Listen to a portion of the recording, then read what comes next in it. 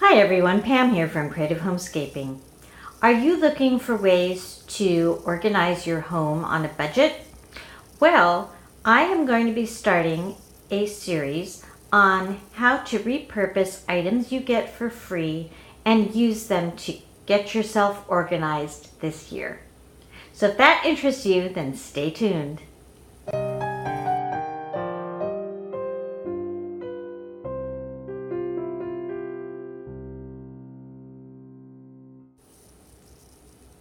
Welcome back to my channel. If you're new here, I'm Pam and I post several videos a week on how to creatively manage and decorate your home.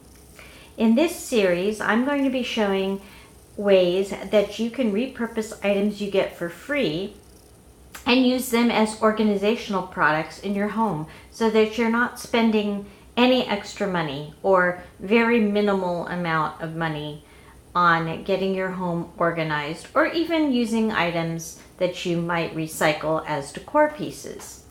So let's get going. So the very first thing I want to talk about are cardboard items. Now, the first thing that comes to mind when people think of cardboard items to recycle are cardboard tubes. They can be toilet paper tubes, they can be paper towel rolls, they can be the inside of wrapping paper tubes, which you might cut down. But you can also collect boxes, and there are some boxes that actually come boxes within boxes. I have these cat food boxes that we have, and inside them they have two little boxes that fit in them nicely, so you can use those as subdivided type of boxes. I'm not going to leave them like this, but when you're trying to figure out organizational things, you may want to start collecting a variety of items. So for paper goods, I would collect nice sturdy boxes. If you have some that have boxes within boxes, those are good. And the paper tube of some sort. Paper towel rolls, wrapping paper rolls, those sorts of things. Also, sometimes you can find some interesting shaped boxes that you can use, or like some cups I got at Christmas time for to-go coffee. They came with a nice little scalloped edge at the edge of them like that. I didn't hang on to that, but that could be very useful in something, you never know. So I would encourage you to get a little bit of a collection of the paper boxes together if you're planning on doing any of these DIYs with me, and then we will do those in a future video. Another thing that you should think about collecting are glass jars. Now these come in all sorts of shapes and sizes. And in my kitchen, I have spice racks that are wrought iron, and a lot of the spice jars you get in the store won't fit in the shelves. For instance, here's a spice jar that I got some parsley in, and it will not fit readily on most of the shelves except the very top shelf of the rack, because that's the open one. So I purchased some glass jars from Amazon to use that I knew would fit. Now, when I bought the racks, they actually came with some jars that had corks, but the corks broke down over time and they did not keep the spices very well. So, excuse me, I have a little bit of a tickle in my throat still.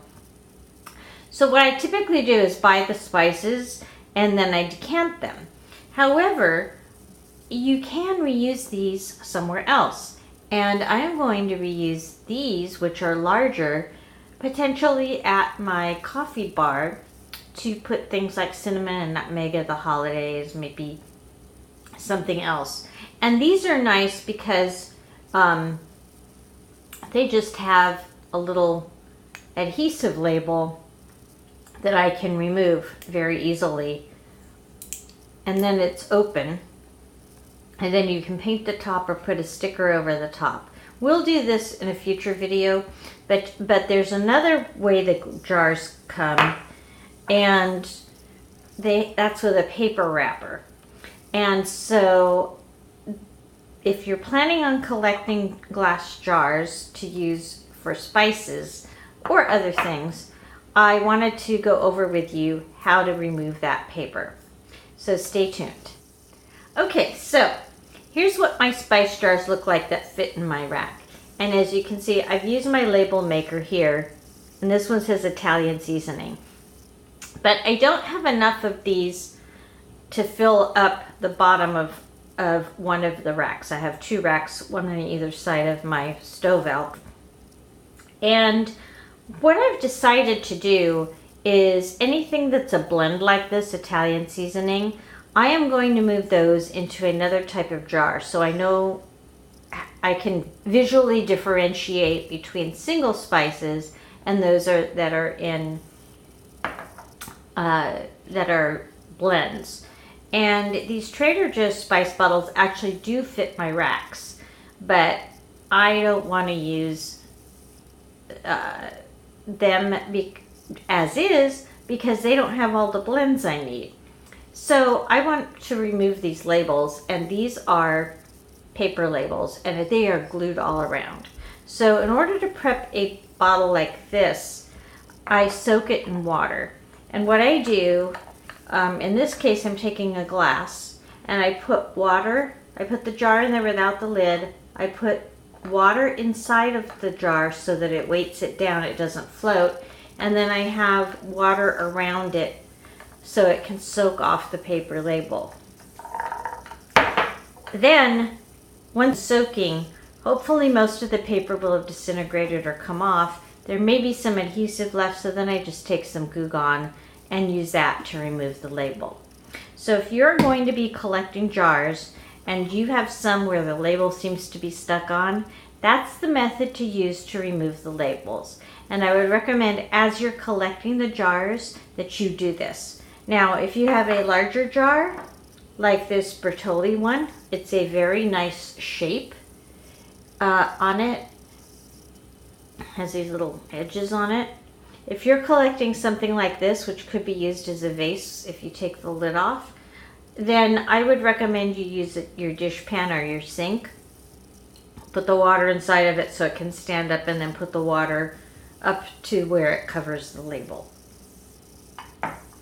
The other thing you should think about are if you like to buy the Starbucks Frappuccinos, they come in a bottle very similar to this. This is one I had purchased for a party, but the Frappuccinos also come in jars like this, and they're a little bigger, and you can collect those and use those as beverage containers too.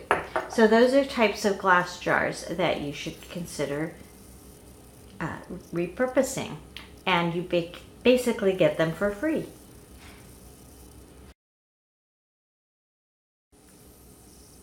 The last category of items I want you to consider collecting and repurposing are metal items. And one of the easiest to do are metal tins, and these are actually very nice. I like to get these mints at Trader Joe's, and they're little hinged boxes like this. And you can use these for all kinds of things. Earbud storage, pins, thumbtacks, toothpicks, any sort of thing you want to do with them. So you want to collect some of these. At the holidays, I also got some tea packages at the grocery store that came with these little tins. They are slightly smaller, you can see. So it came in a different size.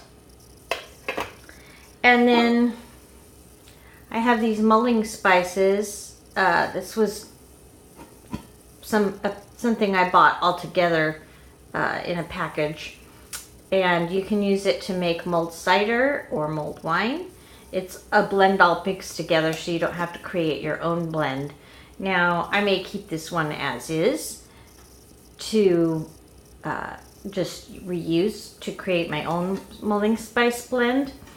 But if you don't want it for that, then you can use it for other things, maybe in your sewing or craft room, for some small craft items to corral them.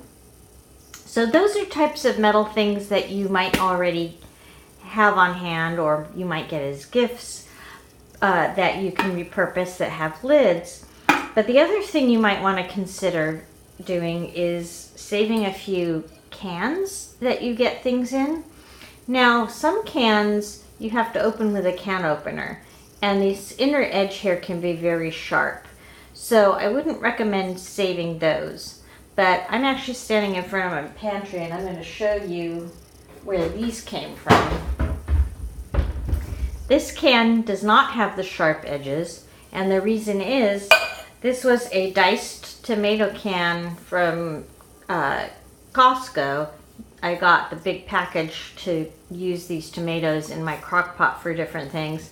This one came with a pop top, and so it just pops the lid off. You pull it back, you don't need a can opener.